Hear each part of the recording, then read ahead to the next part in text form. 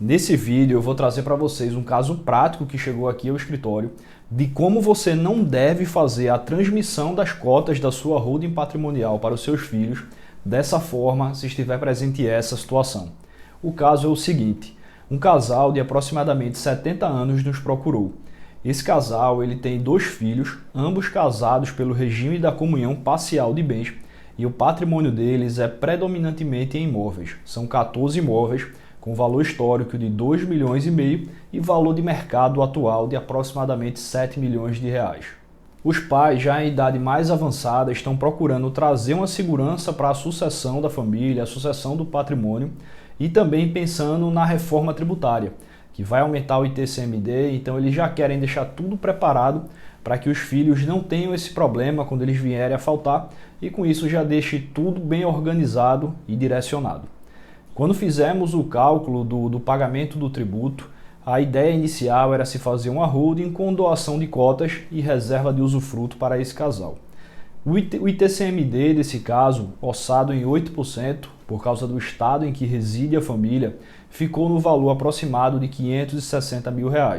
tendo em vista que a fazenda estadual desse estado em que a família reside, ela avalia os bens e atribui valor de mercado. Então, consideramos já o valor de mercado para o cálculo projetado desse tributo. Nós consideramos essa primeira ideia da doação com reserva de usufruto porque os filhos são casados no regime de comunhão parcial de bens.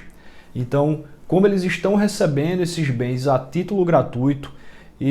essas cotas da holding patrimonial não vão entrar na meação do casamento. Então ele não vai precisar dividir com o cônjuge, já que a lei, o Código Civil, permite que haja uma segregação de patrimônio, já que no regime da comunhão parcial de bens, os bens adquiridos a título oneroso a partir do casamento são comuns ao casal, os recebidos antes, independente da forma, são de propriedade apenas do cônjuge que o recebeu, e os que foram recebidos a título gratuito, como através de inventário e doação, são exclusivos de quem o recebeu. Então isso traria uma proteção maior para a família, já que os filhos desse casal ainda são jovens, na casa dos 30 anos,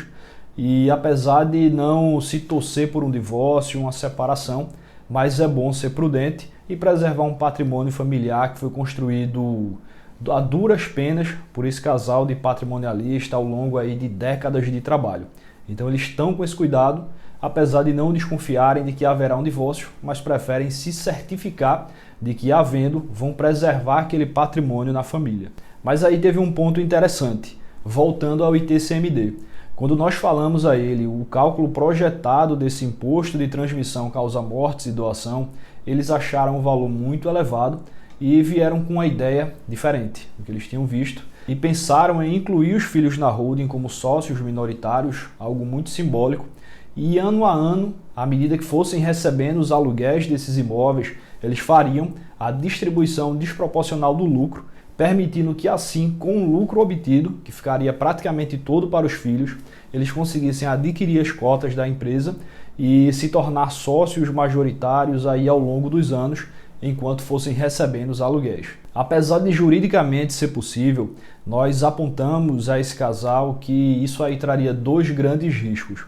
O primeiro deles é que esses bens não ficariam com a reserva de usufruto, já que não estaria havendo uma doação e sim uma compra das cotas da holding. Então, a menos que os filhos fizessem a instituição do usufruto em favor dos pais, não teria como garantir aquilo dali. Novamente, não é que fosse haver um problema familiar, mas quando nós pensamos em um planejamento sucessório e patrimonial, nossa ideia é evitar a todo custo esse tipo de discussão e colocar à prova a família. Então essas amarras elas são necessárias para trazer segurança tanto a quem está doando o bem ou vendendo, como para quem está recebendo, e evite qualquer tipo de divergência familiar.